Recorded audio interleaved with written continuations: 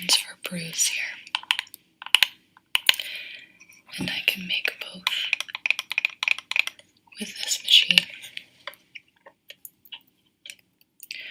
We have a strong brew and a medium brew.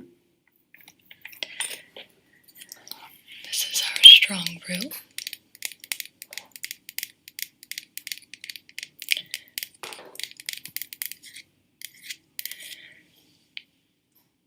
Here's our medium. Now the medium brew will remove the traces of the caffeine.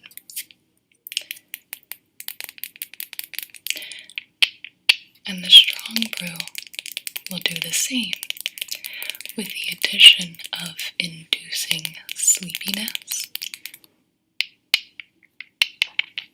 I usually recommend the strong brew if you are pressed for time.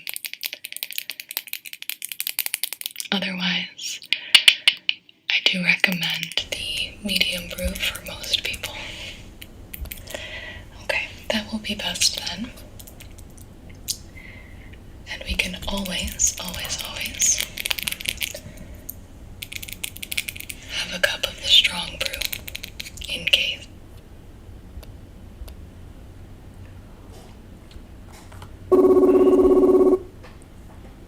Damn.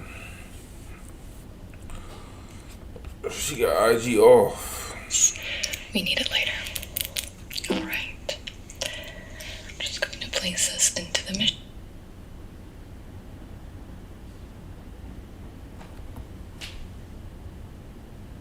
Here's one thing you need to do before you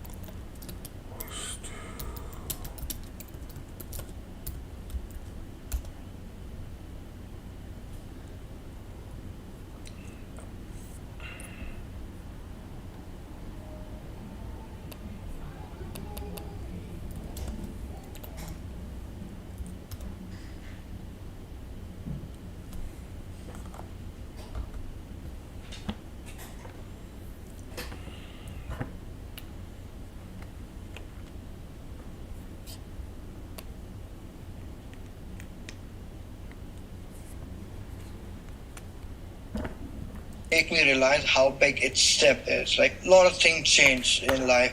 I will be 35 by 2 years, and might be I'll start thinking about having kids. We might adopt someone by 35. Then I want to have them in India. What the? What? No. First of all, we've talked about this since we met over 10 years ago, that this can't happen. And it's been understood this whole entire time. So how come all of a sudden now he wants to have a kid when it was never... I mean, I'm shocked.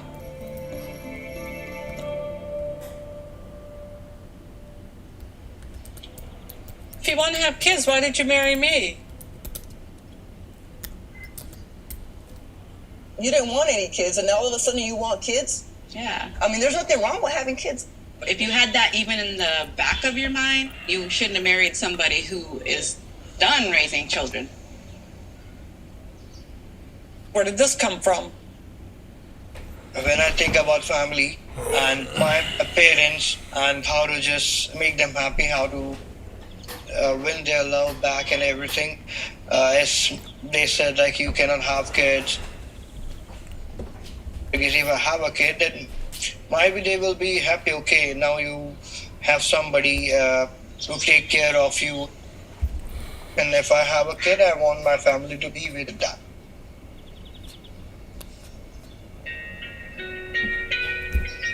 Once again, Sumit will do anything to make his parents happy. It doesn't seem like anything has changed. Family is going to be priority, basically always, over me.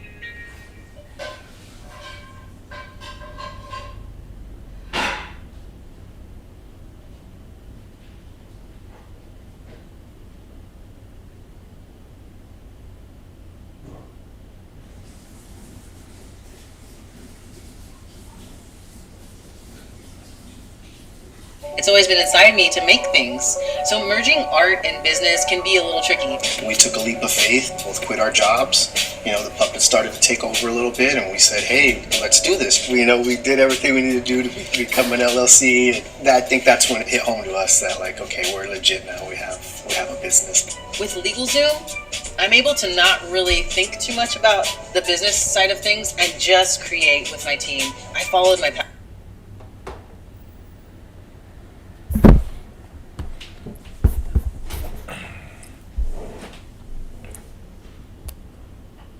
Started to take over a little bit, and we said, hey, let's do this. We did everything we needed to do to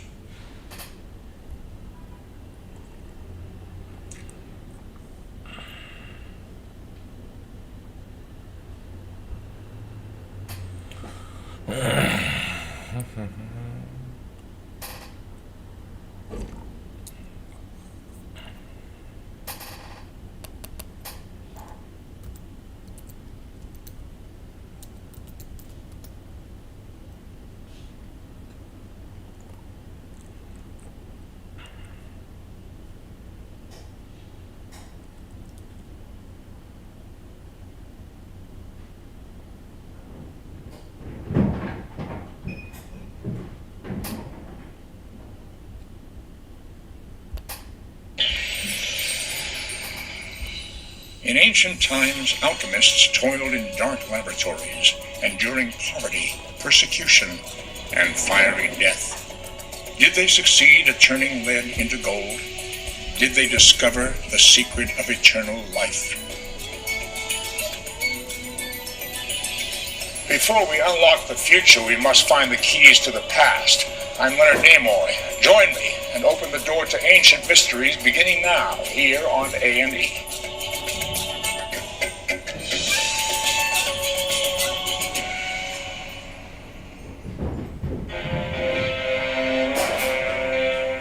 Nearly 2,000 years ago, a shadowy group called alchemists embarked on a mysterious, dangerous quest.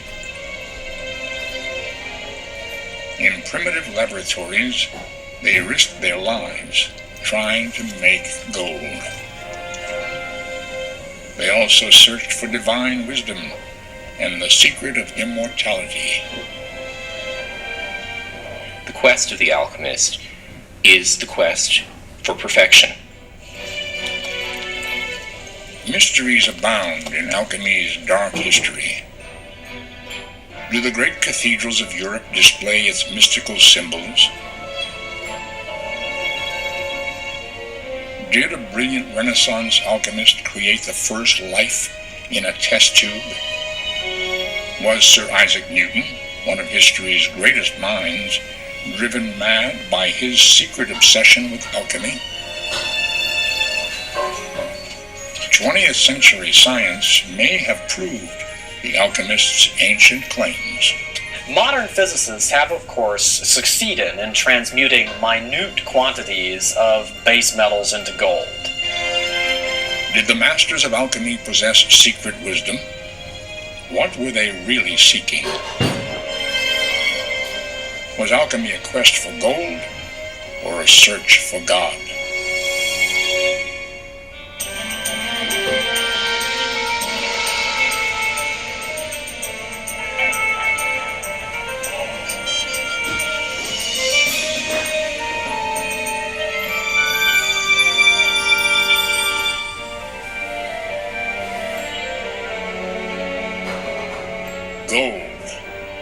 Since the dawn of humanity, it has fascinated us. Many have loved gold for what it can buy. Others have worshipped it as a symbol of what we yearn to be. Gold is the perfect metal. You can take a gold ring, you can leave it in seawater, it will not corrode.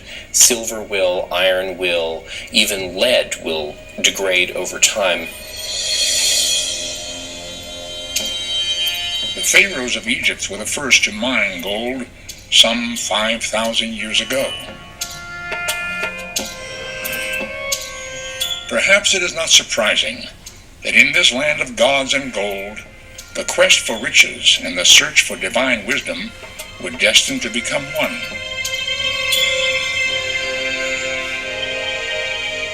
In the strange, secretive work which strove to turn lesser metals into gold and sought to perfect the human soul, the ancient craft of alchemy. Alchemy was invented in the first couple of centuries AD in Alexandria, which is in Egypt. And the Egyptians were known for having very complicated spiritual and technological practices right alongside each other. Alchemy's origins are so mysterious that no one knows exactly what the word alchemy means. Some scholars trace it to the Egyptian word chem, the rich, life-sustaining mud of the Nile.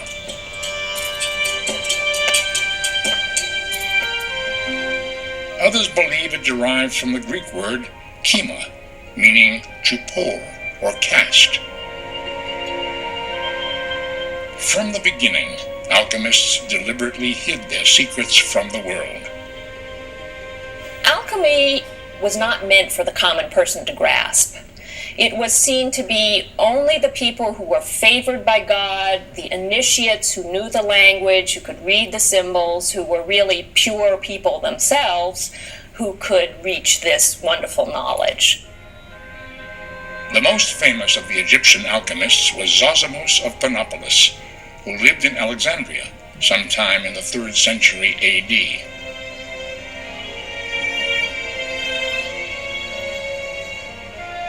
He was the first to describe the elusive, all-powerful talisman any alchemist had to possess in order to succeed, a mineralogical riddle known as the Philosopher's Stone.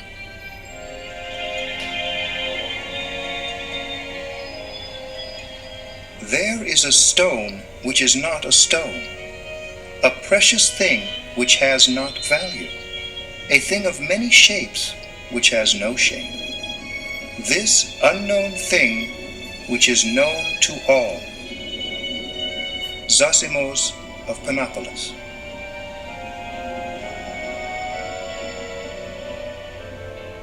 The Philosopher's Stone was usually pictured as a very dense, glassy, red or yellow substance, and it was thought that an incredibly minute portion of this substance could transmute a substantial quantity of mercury or lead into gold.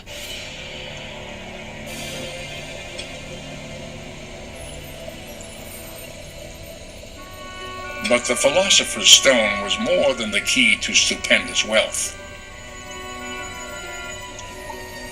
The alchemist believed that he who possessed the stone held in his hands the godlike power to grant eternal life.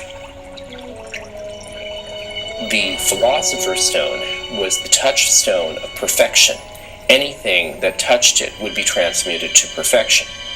If you touched a person with the Philosopher's Touchstone, you would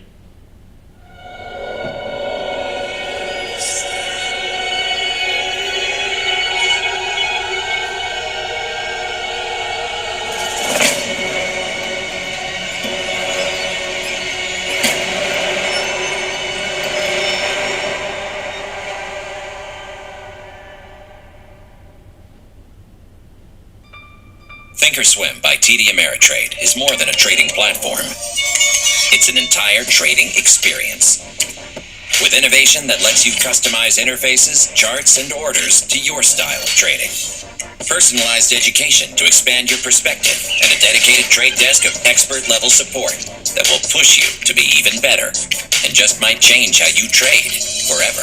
Because once you experience Thinkorswim by TD Ameritrade, there's no going back. Would be transmuting them into the perfect state. Freedom from all of the ills of age, disease, every infirmity, and of course, death. In their dark, hot, smoky workshops, alchemists labored hard to create the Philosopher's Stone by following ancient mystical formulas, mixing, melting, and dissolving minerals in a strange process they called transmutation, part metallurgy, part mythology. Transmutation is based on the theory that metals are made out of sulfur and mercury. It was also thought that the precious metals were primarily made out of mercury. For example, gold was believed to be almost pure mercury with a little bit of sulfur thrown in to make it yellow. So it was only logical then to try to make the transmutative agent, the Philosopher's Stone, out of mercury. But the uninitiated found little logic in alchemy's bizarre world. Alchemical books hid the secrets of transmutation among indecipherable pages of violent, erotic, monstrous images.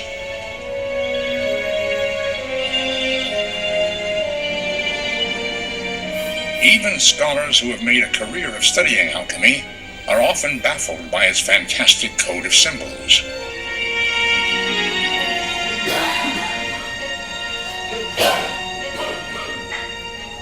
One of the recurrent images that is most striking in medieval and early modern alchemy is the image of a man and a woman bonded together, a hermaphrodite.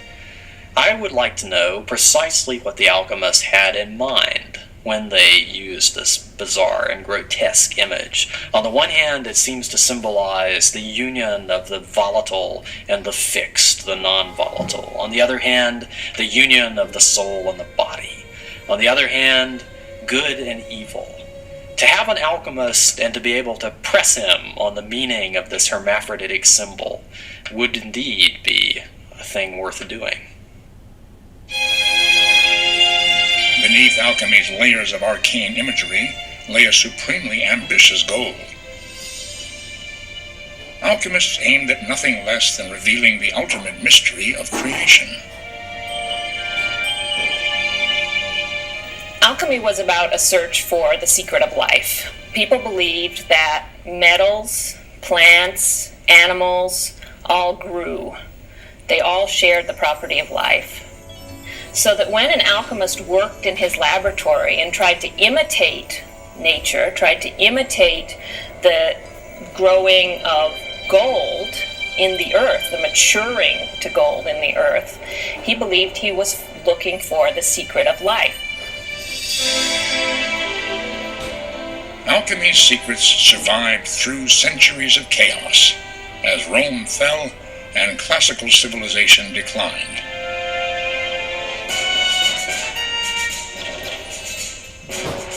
Muhammad's Muslim armies conquered Egypt in 643 AD. While Europe languished in its dark ages, it was Arab alchemists who nurtured and refined the ancient craft.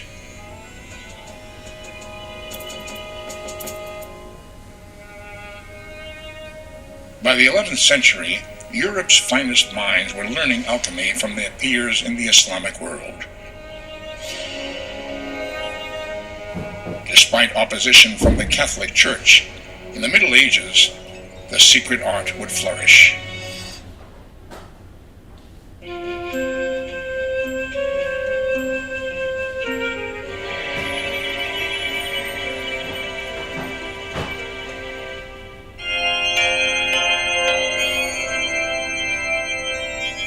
The Gothic Cathedral, a prayer in stone.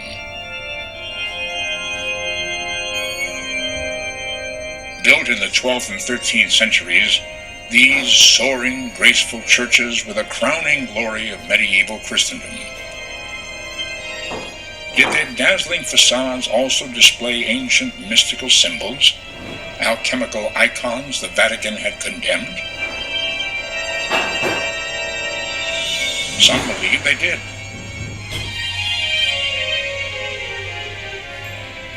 Notre Dame Cathedral in Paris. Carved beneath its magnificent sculptures of Christ and the saints are some oddly unchristian figures. A woman displays a lizard seemingly engulfed in flame. A soldier battles valiantly against unseen enemies. An unknown figure examines a mysterious flask. As Christian symbols, they're meaningless, but they appear frequently in alchemy. Well, alchemical symbols were definitely built into Notre Dame and into most of the cathedrals. If you look into the niches in Notre Dame, you will find a woman with a shield, and on that shield is a salamander surrounded by fire. And salamanders, being water creatures, actually will secrete a milky liquid which keeps them from burning for a little bit, and there's a chance for the salamander to survive long enough even if it's been thrown in a roasting fire. So of course this came the medieval belief that the salamander was a creature of fire and was immune to it. The meaning of Notre Dame's mysterious images remains controversial. But it is a fact that during the Middle Ages, alchemists carried on their ancient secret quest, sometimes within the very bosom of the Catholic Church. An archaeological dig that has been done in the Louvre, in the Garden of the Louvre in Paris, actually. In the beginning, after a great devastation, the gods came and manifested humans again. And this is a theme that we see repeated all over the world.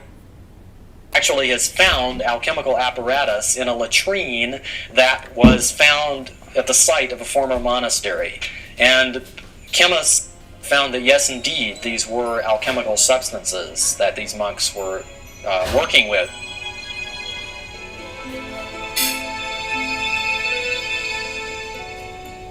One of the medieval world's greatest alchemists was a 13th century English friar named Roger Bacon, widely regarded as the most brilliant scientist of his time. Despite years of experimenting, Bacon never succeeded in making gold, but he did invent something that would have a profound effect on history: gunpowder.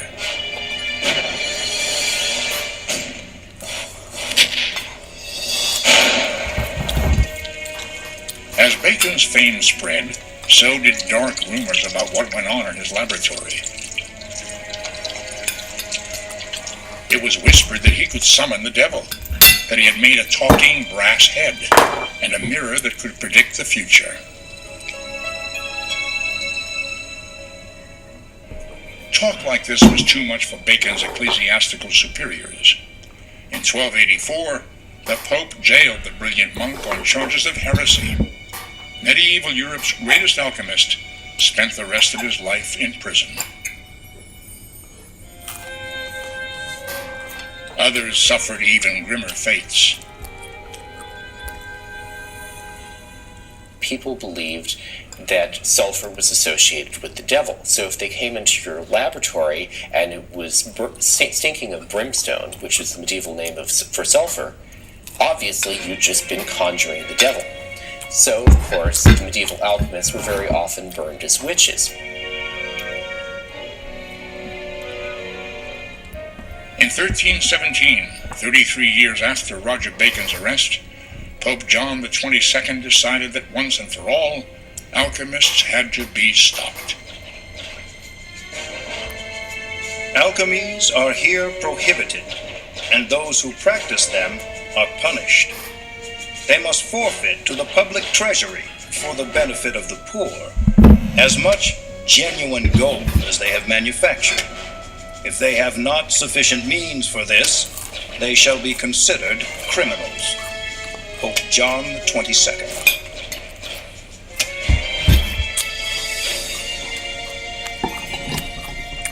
Despite the papal ban, many alchemists persevered, at grave peril to their lives, both from their human persecutors and the dangerous substances they handled every day.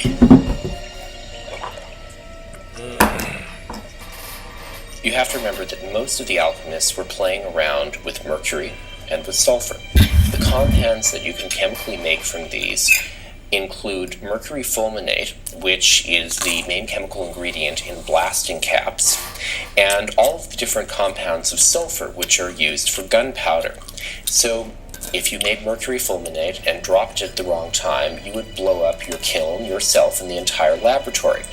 This happened with great frequency in the Middle Ages, and some people were maimed and many people were just never seen from again. But even as some died in explosions and the church lowered its iron fist on others, one medieval alchemist may have achieved the centuries-old dream of his secret craft, the philosopher's stone.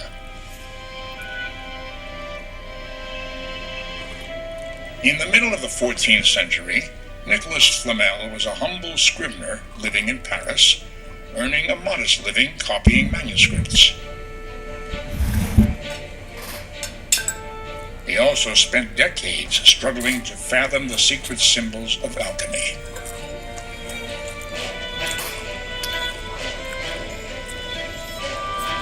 Flamel claimed that on January 17, 1382, he succeeded at last in turning mercury into pure gold. Although this story seems fantastic, the municipal records of medieval Paris reveal an astonishing fact. Before they died in the early 15th century, Nicholas Flamel and his wife endowed 14 hospitals, 3 chapels, and 7 churches. How could a modest scrivener afford to give a fortune to charity? To this day, speculation surrounds this question.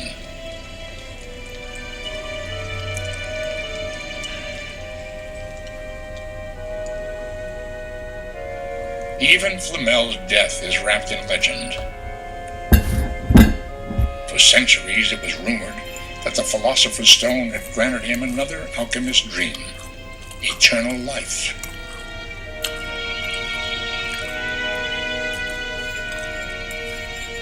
He and his wife disappeared, and there were occasionally sightings of them for years afterwards around France and in other countries. People says, no, I'm certain I saw Flamel and his wife, and that they had this strange golden tone to their skin, and they didn't look any older, even though it was 10 or 20 years had passed. As late as 1818, some 400 years later, a man claiming to be Nicholas Flamel appeared in Paris coffee houses, offering to reveal the secrets of the Philosopher's Stone.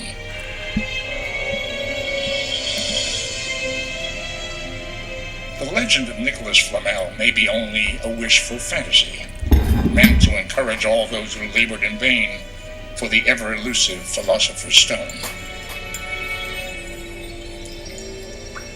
But as the alchemists secretly toiled, risking the Vatican's wrath, times were changing in their favor. Medieval Europe was about to be transformed by a glorious renaissance that would celebrate man's thirst for knowledge and power.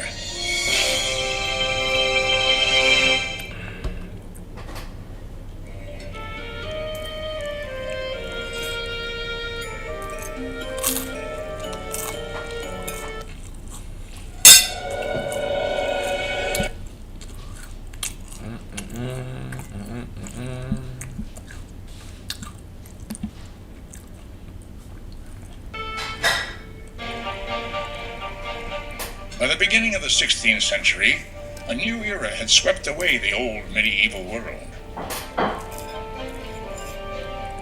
After centuries of humbling themselves before religion, Europeans reveled in the liberation of the Renaissance.